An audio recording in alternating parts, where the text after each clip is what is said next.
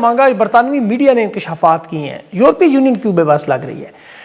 Field marshal کی آج علماء سو سے بھی ملاقاتیں، سوشل میڈیا کے بیانی کے بھی معاملات، اور اس کے علاوہ بھی جو اکانومی پر، خاص طور پر معیشت پر جو اینٹ سے اینٹ بجانے کا نیا معاملہ، آمریت جمہوریت کا فرق، جسے آپ نے سمجھنا ہے۔ امریکہ نے بلوچستان کے سونے کے پہاڑوں پر نظر انویسٹمنٹ کے نام پہ $1.5 ارب میں سودا ہو رہا ہے، اور یہ ساری تفصیل جو ہے وہ آپ اس وی لاگ میں آپ نے کچھ تانے بانے خود بھی جوڑنے ہیں۔ یہ بڑی انٹرسٹنگ معلومات ہے۔ سب سے پہلے تو تحریک انصاف نے دیکھے پارلیمانی کمیٹی جو کل رات کا واقعہ ہوا، اس کے بعد فیصلہ کیا کہ 20 اور 21 دسمبر کو قومی کانفرنس، اس میں میڈیا، حزب اختلاف، تمام سیاسی قیادت، وکلاء، بار کونسل، جمہوریت پسند لوگوں کو بلانا، یہاں قومی ایجنڈا بلانا ہے، تمام سٹیک ہولڈرز کو جوڑنا ہے۔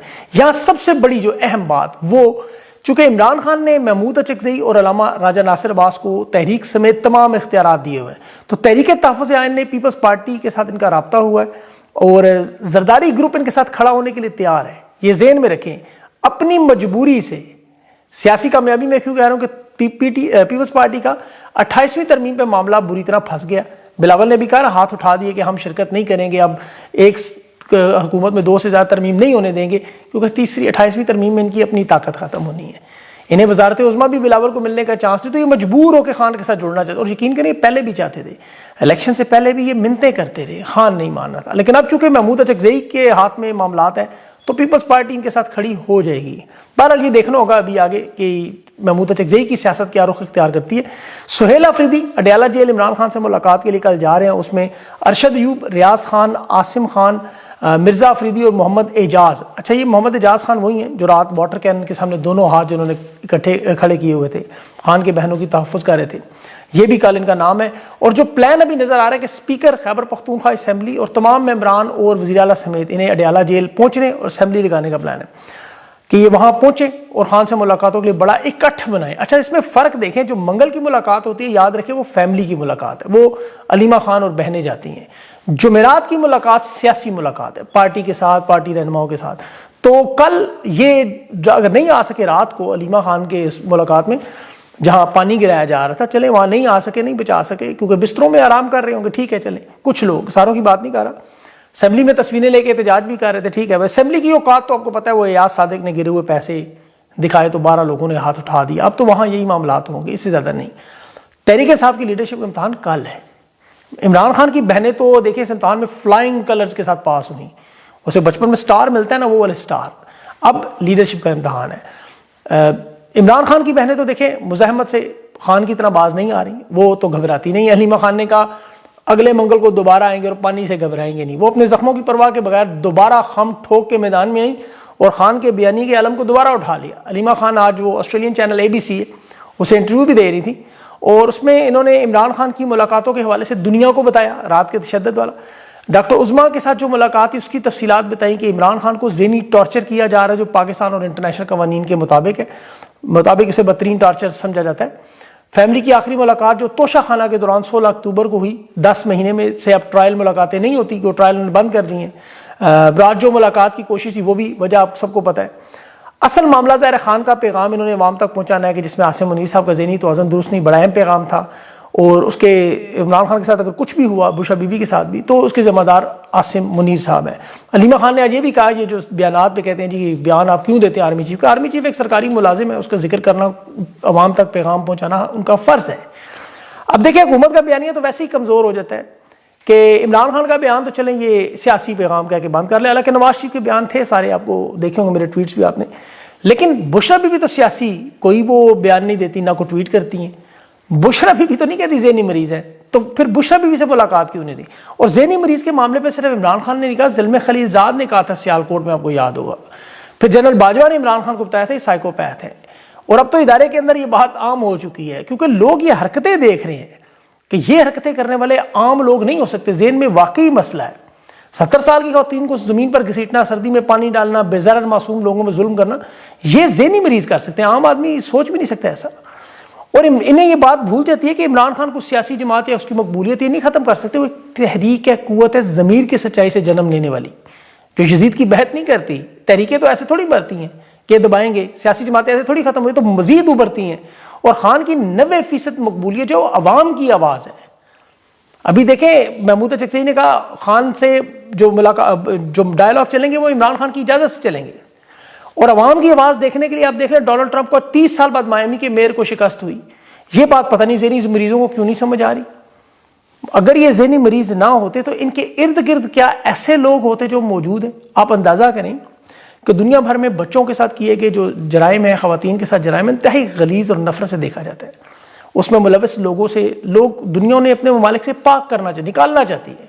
برطانوی نیشنل ٹی وی پر یہ بیانیاں بنایا جا رہا ہے، انکشاف کیا جا رہا ہے کہ پاکستان واحد ملک ہے جو ان لوگوں کو لینے کے لیے تیار ہے، اور اس کے بدلے میں کیا مانگ رہے ہیں؟ 11 ممالک سے 52 افراد. وہ صحافی اور یوٹیوبر پکڑوا دے جو تنقید کرتے ہیں. بس یہ ایسے خطرناک اور گھٹیا لوگ ہیں، اندازہ کریں کہ ان لوگوں کو لینے کے لیے تیار ہے. حالانکہ حکومت برطانیہ ماضی میں نہ تو الطاف حسین، نہ وہ بلوچ رہنما، بلکہ مشرف نے جب دہشت گردی کی جنگ میں شرط رکھی تھی نواز شریف کی واپسی تو انہوں نے نہیں دی. تو انہیں پتہ ہی نہیں ہو سکتا، لیکن یہ اپنا ظاہر اور باطن آپ کے سامنے کھول رہے ہیں. یہ صرف تنقید کرنے والے لوگوں کو لانے کے لیے پاکستان میں، اور کوئی ان کی وجہ نہیں. اس پہ باقاعدہ محسن نقوی نے حکومت برطانیہ کو یہ درخواست جمع کروائی ہے، ڈوزیئر دیا ہے. لیکن یہ صرف ان کی غلاظت کی بات نہیں کرنی چاہیے، ان کی نااہلی اور بدکرداری بھی. یہ خاص طور پر میں تھنک ٹینک کی، ابھی آپ آگے چل کے اور بھی بتاتا ہوں آپ کو. یہ تھنک ٹینک کی جو باتیں، جو میری باتیں 15 سال کا بچہ سمجھ سکتا ہے نا، کہ استحکام کیسے آئے گا، معیشت کیسے چلے گی، خارجہ پالیسی کیسے بہتر ہوگی، پڑوسیوں سے تعلقات، آئین اور قانون کی بحالی کیسے ہوگی، بچے کو سمجھ آ رہی، انہیں نہیں. کیونکہ ان کی دماغی صلاحیتیں صرف تحریک انصاف کو، عمران خان کو ایم کے ایم کی طرح یا لبیک پارٹی کی طرح یا ماضی میں پیپلز پارٹی نون لیگ کو وقتی طور پہ دبایا کچلا گیا، ایسے مقبولیت، سب سے بڑا مسئلہ مقبولیت، اس پہ سوئی اٹکی ہوئی ہے. بار بار ان کی تھنک ٹینک یہی خبریں آ رہی ہیں میرے پاس. حالانکہ انہیں پتہ ہے روشنی کو کیسے چھپائیں گے، مقبولیت کو کیسے دبائیں گے. یہ بات بات پہ الطاف حسین کی مثال دیتے ہیں. ذرا ان کو چاہیے کراچی کا سروے کریں، نوجوانوں کے، آج کے بچوں سے الطاف حسین کے بارے میں پوچھو نا، نہیں پتا ہوگا. جو کراچی کی ایک جماعت ایم کیو ایم کراچی کی تھی، اب تو بلکہ نون لیگ کا وہ ایک رہنما کہہ رہا تھا کہ 1992 میں نواز شریف الطاف حسین کے پاس جا کے باقاعدہ بے نظیر کی حکومت گرانے کے لیے اسٹیبلشمنٹ کی مدد سے کام کرتا رہا، اور وہ تو ہر دور میں اسٹیبلشمنٹ کے ساتھ رابطے میں رہے ہیں. ان کا اصل نظریہ ایم کیو ایم کو چھوڑیں، جو جس پہ وہ بنی تھی جماعت، ان کی بات کی سیاست دیکھیں تو بڑی تبدیلی آئی تھی. مسلح جدوجہد جب شروع ہوئی، کیونکہ انہیں دیوار سے لگایا گیا، ان کے پاس کوئی آپشن نہیں بچی، انہوں نے بندوق اٹھا لی. الطاف حسین کو بھی پاکستان چھوڑنا پڑا، پاکستان مرد آباد بھی انہوں نے نعرہ لگا دیا، ہندوستان کو خط بھی لکھ دیے، برطانوی شہریت بھی لے لی. اب دیکھیں ان کی اگر باتیں دلیل سے سنیں تو جواب ان کے بالکل ٹھیک ہے کہ ان کے ساتھ جو ظلم و ستم ہو رہا تھا. لیکن عمران خان اور تحریک انصاف نے اس سے بدترین مظالم کے باوجود نہ برطانوی شہریت لی، نہ ملک چھوڑا، اور حکومت اپنی گرنے کے بعد بھی ان کے ساتھ نہ کوئی ڈیل کی، بلکہ 2 صوبوں کی حکومت مزید چھوڑ دی، اسمبلیوں سے استعفے دے دی. ان کا چیلنج بھی قبول کیا کہ جیل، اور جیل خان نے قبول کر لی، اور میر جعفر میر صادق کو پوری دنیا کے سامنے ننگا بھی کر دی. یہی وجہ تھی 2024 کا الیکشن عمران خان 2/4 سے جیتے. اور آج بھی پاکستانیوں کی، بلکہ دنیا بھر میں پاکستانیوں کی صبح دوپہر شام عمران خان کے نام سے اسی وجہ سے ہے. یہ نوجوان بچے جو روزانہ عمران خان کے ووٹ بینک میں ایڈ ہو رہے ہیں، اس کی وجہ بھی یہی ہے کہ اسٹیبلشمنٹ ایک چیز سمجھ گئی ہے کہ فری فیئر الیکشن کروانے کا ہم نہیں سوچ سکتے. یہ زمینی حقائق مان گئے. انہیں یہ پتا ہے کہ خان اس قوم کے نوجوان بچوں کے ذہن میں، دل و دماغ میں پیوست ہے. باقی جو زمینی حقائق ہیں وہ نہیں مانتے، جان بوجھ کر یا پھر پاکستان کی اینڈ سائڈ پہ جا رہے ہیں. آپ آج کے اخبارات اٹھائیں، انٹرنیشنل دنیا کی چند خبریں دیکھیں، آپ کو اندازہ ہو جائے گا کہ پاکستان میں یہ جو بدترین آمریت انہوں نے لگائی، ظلم و ستم اور آئین و قانون توڑ، اس کا نقصان کیا ہے. ہندوستان کی آپ خبریں اٹھائیں، پاکستان کی، آپ کو اندازہ ہو جائے گا. ادھر یہاں پاکستان میں جشن منایا گیا کہ جی ہمیں IMF کی قسط مل گئی، ہم دیوالیہ ہونے سے پھر بچ گئے. ہمارے سونے کے پہاڑ 1.5 ارب میں امریکہ خریدنے پہ تیار، $1.5 ارب صرف، جو پتہ نہیں کتنے کھربوں ڈالر کے. پاکستان میں تمام غیر ملکی کمپنیاں ملک چھوڑ کے بھاگ رہی ہیں، اور دوسری طرف ہندوستان میں 2025 اس سال، بلکہ 2026 میں زیادہ ہوگا، 2025 فورن انویسٹمنٹ کا مرکز بن گیا. Amazon $45 ارب، وہاں آرٹیفیشل انٹیلیجنس، لاجسٹکس میں، ای کامرس میں. مائکروسافٹ جو پاکستان میں تمام دفاتر 25 سال بعد بند کر گئی، وہ $17 ارب لے کے حیدرآباد میں آرٹیفیشل انٹیلیجنس اور کلاؤڈ ڈاٹا کا ہب بنا رہی ہے. گوگل $15 ارب لے کے پہنچ گیا، کیا ہے آرٹیفیشل انٹیلیجنس، کلاؤڈ کمپیوٹنگ کرتے ہیں. انٹل جو سب سے بڑے پروسیسر بناتے ہیں، وہ ٹاٹا کمپنی کے ساتھ پارٹنرشپ کر کے دنیا کی سب سے زیادہ چپ مینوفیکچرنگ ہب بنا رہے ہیں، وہ ہب بنا رہے ہیں. ابھی یہاں ایک ایپل کا سٹور جو مغربی دنیا میں گلی محلوں میں کھلے ہوتے ہیں، وہاں کھلا دھمال ڈلی. لیکن ایپل اصل مینوفیکچرنگ ہیڈ کوارٹر آئی فون کا پروڈکشن جو ہے وہ ہندوستان میں لے گئی، چین سے منتقل کر کے. اب الیکٹرک گاڑیوں کی سب سے بڑی کمپنی ٹیسلا آپ دیکھیں وہ بھارت کو چین سے زیادہ محفوظ سمجھتے ہوئے وہاں اپنی جو فیکٹری بنا رہی ہے. سیمسنگ $3 ارب کے سیمی کنڈکٹر بنا رہا ہے, ریسرچ اینڈ ڈیولپمنٹ کی فیکٹریاں بنا رہے ہیں, اوریکل, IBM, یہ ساری کمپنیاں ہندوستان میں, ان کا کوئی فائنینشیل ڈیٹا, کوئی IT کیمپس, کمپیوٹنگ بنا رہے ہیں. مطلب یہ سارے کے سارے ہندوستان کو ویتنام, چین اور میکسیکو کا متبادل سمجھ رہے ہیں. ڈیجیٹل اکنامک پالیسی ان کی دیکھیے ذرا, امریکہ, جاپان, یورپ سب کا جھکاؤ بھارت کی طرف. وجہ ان کمپنیوں کو پتا ہے 5 سے 10 سال تک کوئی پالیسی یہاں نہیں بدلے گی.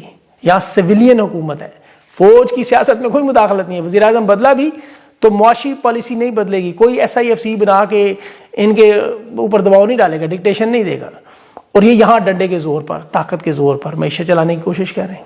اور وہ بلاول نے بھی نہیں آج کہا ہے, چاہے اسے آپ اعتراف جرم کہیں, شرمندگی کہیں, اور جو بات عمران خان کہہ رہا تھا آج بلاول بھی کہہ رہا ہے. عمران خان نے تو شوکت ترین کو بھیج کے سمجھایا نا کہ عدم استحکام, سیاسی عدم استحکام آیا تو معیشت نہیں بچے گی, یہ غیر ملکی ادارے مفلوج کر کے معیشت کی تباہی پھر جائے گی. وہی ہوا, ایکسپورٹ بری طرح گر رہی, مائنس میں گروتھ, کارخانے مکمل تباہ, خسارے, مہنگائی کی شرح ریکارڈ, بے روزگاری ریکارڈ, امن و امان تباہ, 60 لاکھ لوگ ملک سے باہر.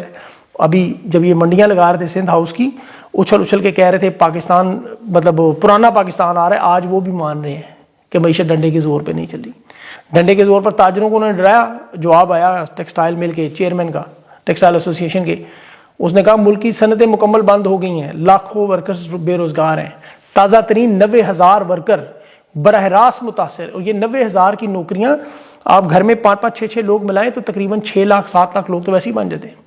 یہ خود چیئرمین ٹیکسٹائل ایسوسی ایشن کہہ رہا ہے. اور یہ بھی کہہ رہا ہے اصل نمبر تو اس سے بہت زیادہ ہے, بے روزگاری تو اس سے بہت زیادہ ہے. کاغذات میں چونکہ یہ صرف ان لوگوں کو دکھاتا ہے جو پکے ملازم ہوں یا ان کا کوئی کانٹریکٹ ہو, دیہڑی دار یا وہ بیچارے ان کا تو کوئی پتہ ہی نہیں, ان کے تو والی وارث ہی کوئی نہیں. اب یہاں پہ انہوں نے اگلی چالیں اس پہ کیا جوڑی, ذرا غور سے سنیے گا ذرا.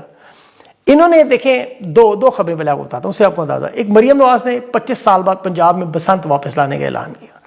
دوسرا آرمی چیف شہباز گل کی علماء سو علماء مشائخ سے ملاقات. تیسری یوٹیوبرز کے ساتھ واپسی. اور چوتھی منبر مسجد. اب آپ دنیا کے ہر جابر اور خوفزدہ بادشاہ کے جب اس کے مظالم, اس کی نائلی, معاشی تباہی کو چھپانے کی کوشش دیکھیں تو اس میں 3 ہتھ کنڈے ہوتے ہیں, کھیل و تفریح, دوسرا مذہب, اور تیسرا ایک مصنوعی دشمن کا پروپیگنڈا. ایک ماڈل بناتے ہیں ریاست کے اندر.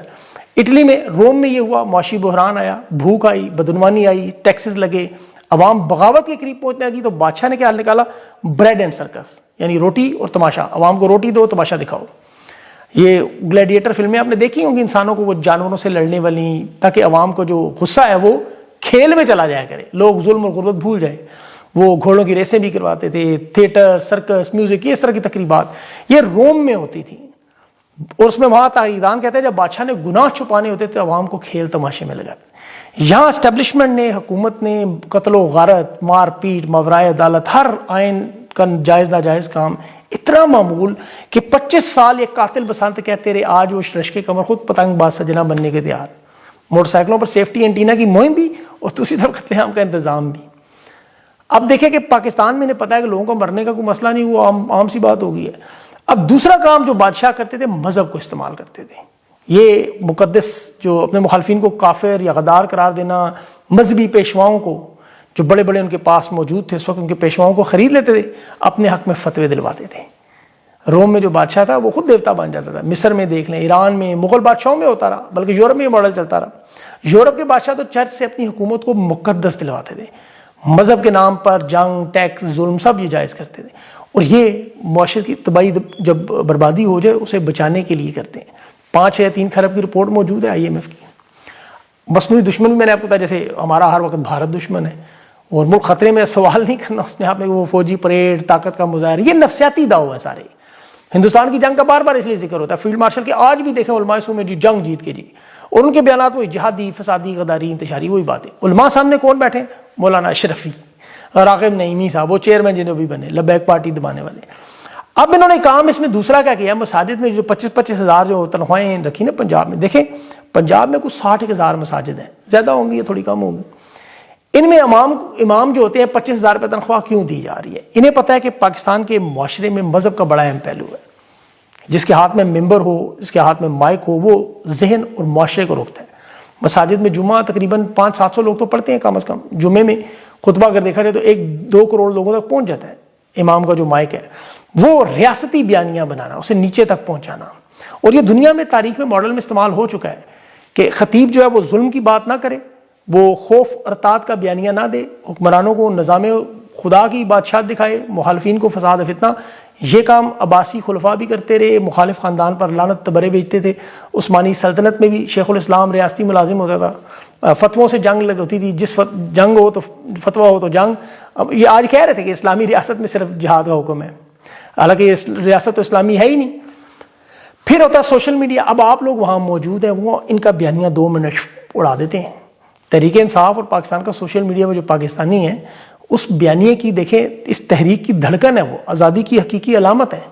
آپ نے اپنے گھر، اپنا سکون، اپنا سب کچھ چھوڑ کے اس وقت جمہوری جدوجہد میں یہ ٹویٹس، پوسٹ، تحریریں، ویڈیوز، اس ظلم اور جبر کے دور میں جہاں خوف کے مقابلے میں سچ کو چننا مشکل ہے، سارے آپ ہیرو ہیں. آپ یقین کریں، سارے کے سارے جو ہمارے ساتھ کھڑے ہیں. اور آپ کا مقابلہ لیکن کس سے ہے؟ یہ دیکھیں یہاں اسٹیبلشمنٹ کے، نون لیگ کے، پیپلز پارٹی، علماء سو اور سوشل میڈیا کے. ابھی وہ میں بتاتا ہوں کو بھی، طلال چودھری، وہ کنڈی گورنر صاحب، مریم اورنگزیب، عطا تارڑ. اچھا یہ تو تھے نا ایک سائڈ پہ. اب انہوں نے اصل ایک پٹھا چھوڑا، پھر اون چودھری. اب اون چودھری جس کے بارے میں عطا تارڑ کہتا ہے کہ اسلام آباد کے گھروں میں خواتین اور منشیات سپلائی کرتے ہیں، جس کے تمام بیانات لائیو ویڈیوز پہ، اس کا مقابلہ آپ کے ساتھ کروا رہے ہیں. اب آپ اندازہ کریں، تو جنگ تو آپ جیت گئے ویسے. اب ان کے پاس تو کوئی راہ نہیں ہے کس کو لائیں، کے پاس تو تیر سارے ختم ہو گئے، آپ تو اسی طرح تگڑے موجود ہیں. اب یہ کوشش کریں رجب بٹ، مسٹر پتلو، یہ ڈکی بھائی، یہ نوجوان نسل کو لائیں، ایک طرف ممبر و مسجد کا استعمال کریں، ایک طرف یہ انٹرٹینر کا استعمال کریں، کھیل تماشے لگائیں، آپ کو گھیرنے کی کوشش کریں. اور مذہب کا استعمال، مطلب وہ جو جنوں سے بجلی پیدا کرنے والے تھے نا ان کے وہ بڑے، اور جو ذہنی مریض ہے، ان کی اس وقت سوچ اکٹھی ہوئی ہے. حالات اس کی انجام دیکھیں. استحکام پارٹی انہوں نے بنائی، کہتے ہیں نا عمران خان کو ہم نے بنایا. استحکام پارٹی کا میں دیکھ